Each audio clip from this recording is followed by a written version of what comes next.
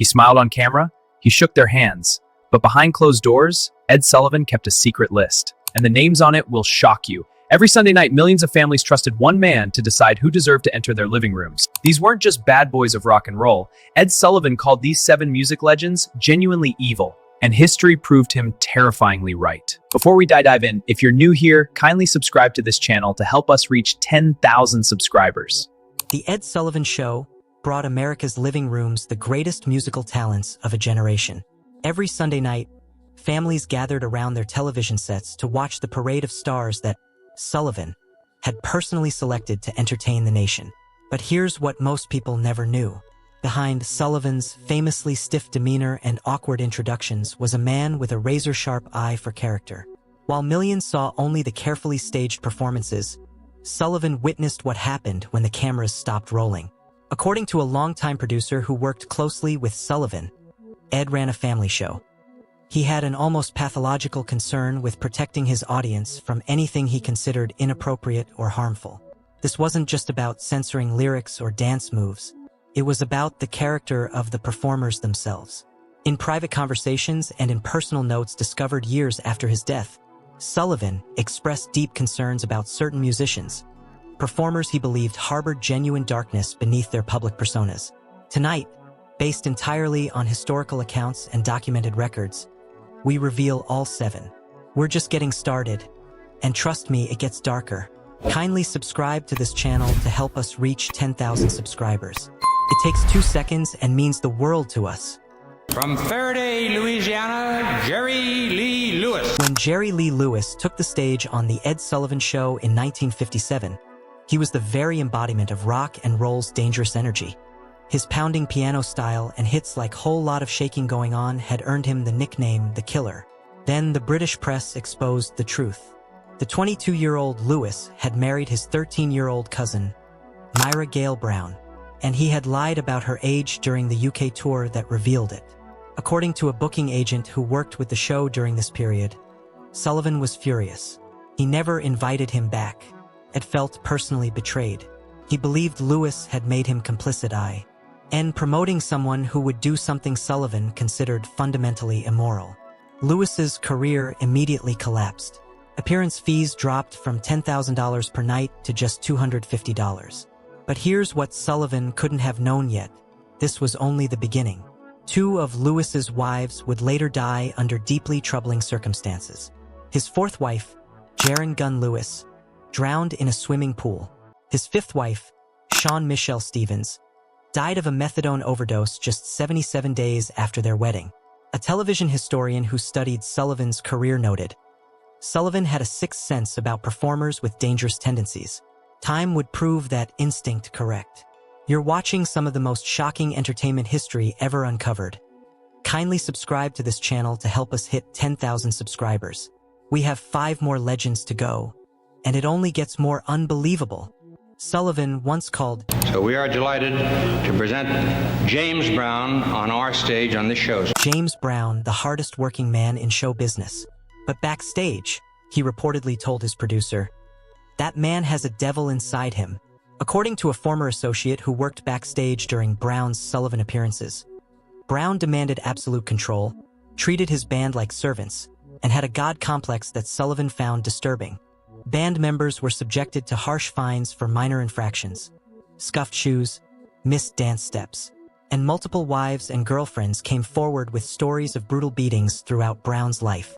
His 3rd wife, Adrienne Lois Rodriguez, filed multiple assault charges, reconciled, then died under somewhat mysterious circumstances in 1996 following cosmetic surgery. A music historian explained, Sullivan was trapped in a dilemma with Brown. He couldn't deny Brown's cultural importance, but he was deeply uncomfortable with aspects of his character. Sullivan kept booking Brown, but staff members noted he maintained a cold professional distance unlike any other regular guest. He saw the genius. He also saw the devil. Kindly subscribe to this channel. Your support keeps stories like this alive. Let's turn him loose. Ladies and gentlemen, Chuck Berry, Sweet Little 16. Chuck Berry helped invent rock and roll. His guitar style influenced everyone from the Beatles to the Rolling Stones. Sullivan initially embraced him as an exciting new talent. Then the truth came out. In 1959, Barry was arrested for violating the Mann Act, transporting a 14-year-old girl across state lines. He was convicted and served 20 months in prison.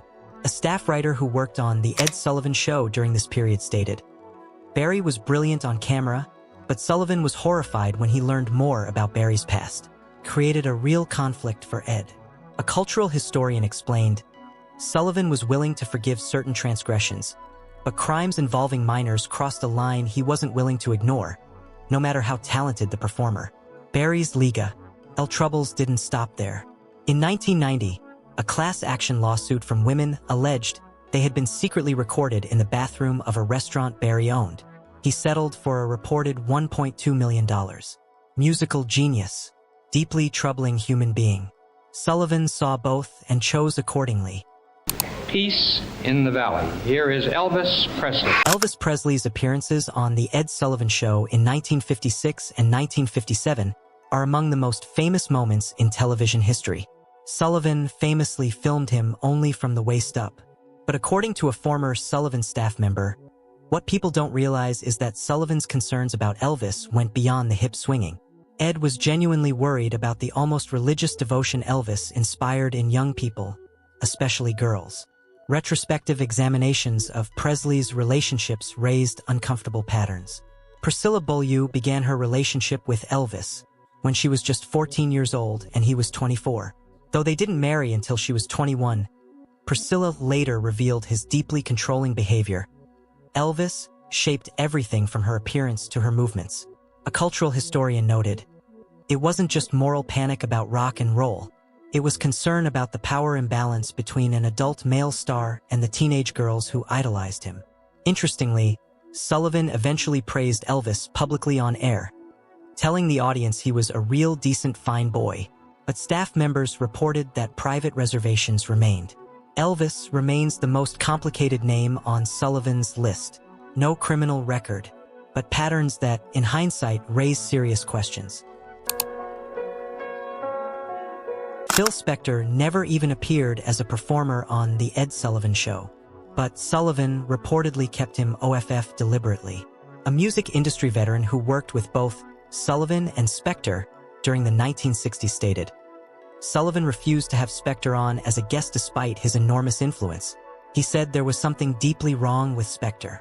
Ronnie Spector, lead singer of the Ronettes and later Phil's wife, eventually revealed her husband kept her virtually imprisoned in their mansion, threatening to kill her if she left.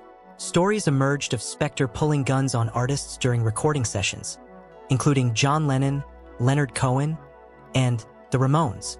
Then in 2003, Spector shot and killed actress Lana Clarkson at his mansion.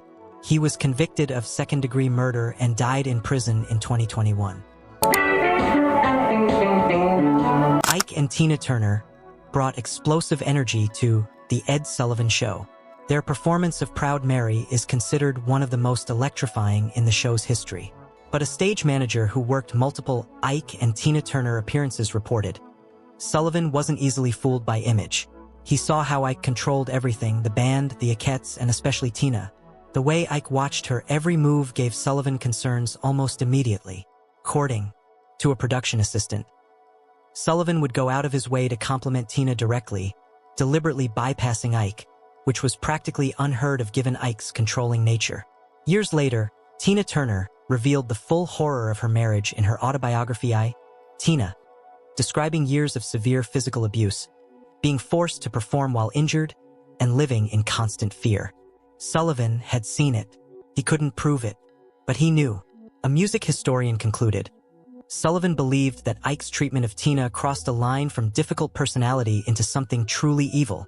In 1967, the Doors agreed backstage to change one lyric in Light My Fire for Sullivan's family audience.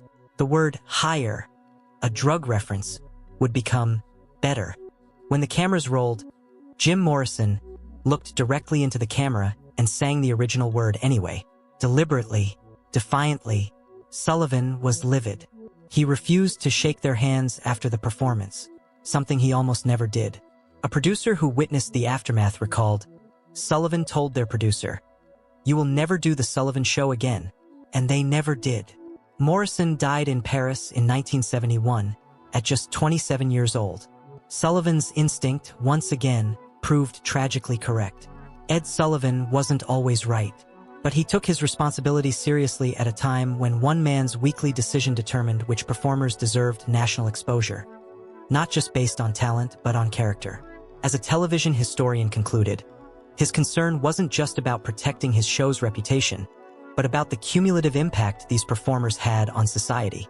The questions Sullivan wrestled with: how do we weigh genius against personal conduct? What responsibility do platforms have? Are questions we're still asking today. He saw it first. He said it quietly, and more often than not, he was right.